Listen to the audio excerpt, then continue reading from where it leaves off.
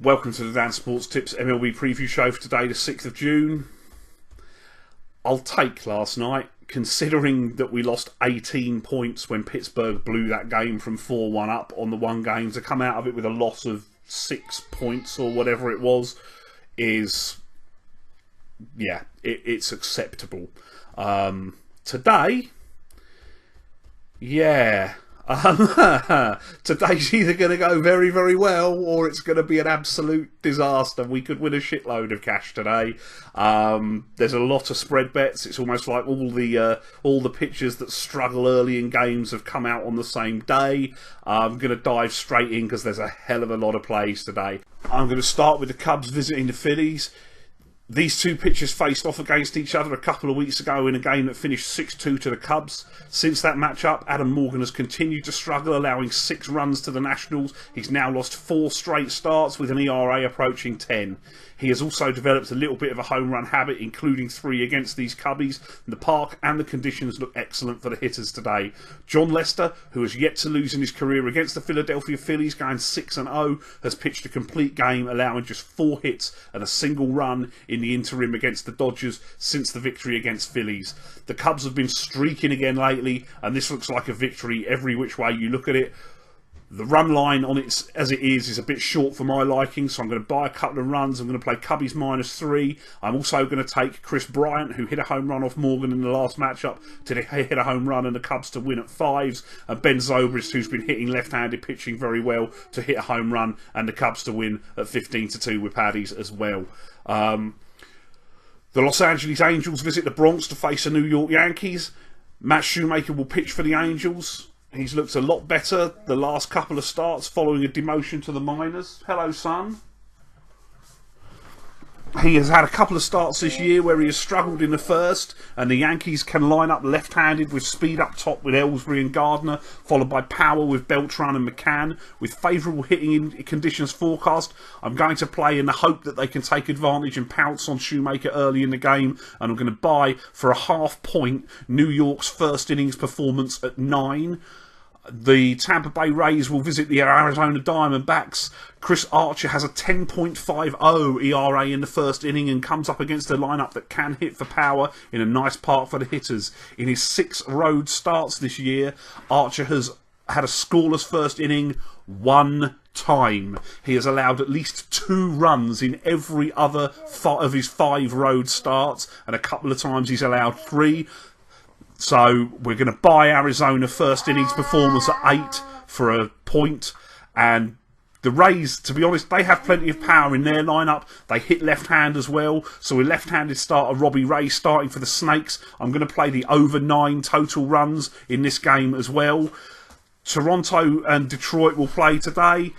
J.A. Happ will pitch for Toronto. He has a 4.09 ERA in the first innings, and Detroit have plenty of hitters that hit left-handed pitching very well, led by leadoff man Ian Kinsler. I would be hopeful he starts by getting on base and gives the likes of Cabrera and the Martinez's a shot at getting him home. Detroit starter Michael Fulmer has allowed 7 runs in 7 starts in the first inning. It's more a case of being susceptible to the big inning, as all those runs did come in 2 starts. Toronto is loaded for bear with a lineup that can hit for power. Conditions look reasonable in Detroit today, so I'm going to put this up hoping the Jays can accomplish what similarly powerful offense in Baltimore did, scoring 3 runs in the first, or even better what Cleveland did, scoring 4 against Fulmer. I'm going to buy Toronto first inning performance at 9 for half a unit, and I'm also going to buy first inning performance at 19 for a half unit as well, just because both these teams have got potential to score runs in the first here with the pitchers on show. I lean towards Toronto more, so in that way, if Toronto come in, we obviously cover big. If Detroit do the job for us, if Toronto fail, then we're still okay. The Cleveland Indians are visiting the Seattle Mariners tonight. It's a pitching matchup with James Paxton filling in for the injured king, Felix Hernandez. He allowed an earned run in his first start of the year against the futile Padres, though 6 runs actually crossed the plate due to errors. The Tribe have got plenty of hitters at the top of their lineup that enjoy left-handers, particularly switch-hitting shortstop Francisco Lindor. Trevor Bauer pitches for the Indians. He has much more of a sample size with a 7.71 ERA in the first inning across his 6 starts, and particularly Robinson Cano and Kyle Seager at the top of the Mariners lineup look to tee off on right-handers. They both rank in the top 5 in MLB against right-handed pitching. Bauer historically has struggled in matchups with the Mariners overall, with a 6.94 ERA and an 0-4 record across all of his appearances against them.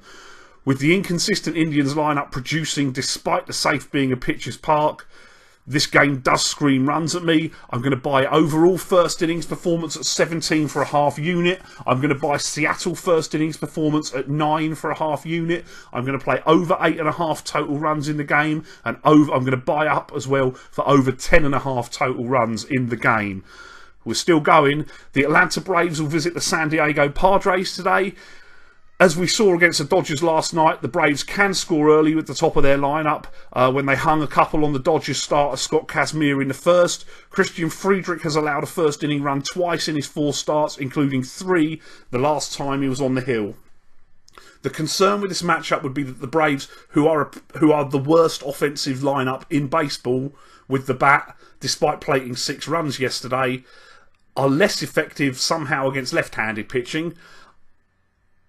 Although, all told though, Christian Friedrich is a pitcher that I've not been a fan of for a long time, and I'm willing to buy Atlanta's first inning performance for a unit at 7 and hope that they can get the job done for us today. And the final game I want to look at today is the Colorado Rockies visiting the Los Angeles Dodgers. Tyler Chatwood will pitch for Colorado. He is a victim of Coors Field. He has got a 4-0 record as a road pitcher this year and is MLB leading below 1 ERA on the road. Mike Bolsinger opposes for the Dodgers. It's hard to gauge his performance levels against the Rocks, as both of his starts came at Coors and they were both bad.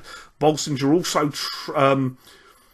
tends to pitch better on the road than he does at Chavez Ravine. As such, I'm happy to take the Rockies lineup here to score a few runs and secure another win on the road for Southern California native Chatwood, who will be keen to perform well in front of friends and family at the venue today. I think the price is too big. It's almost 6-4 Colorado to beat the Dodgers. I'm going to buy a few runs to 3.5 for a big 6-1 as well.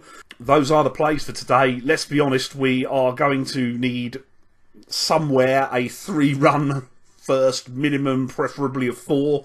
That should cover us on all the spread bets so long as the right team does it. Best of luck if you're having a play. See you tomorrow. Play ball.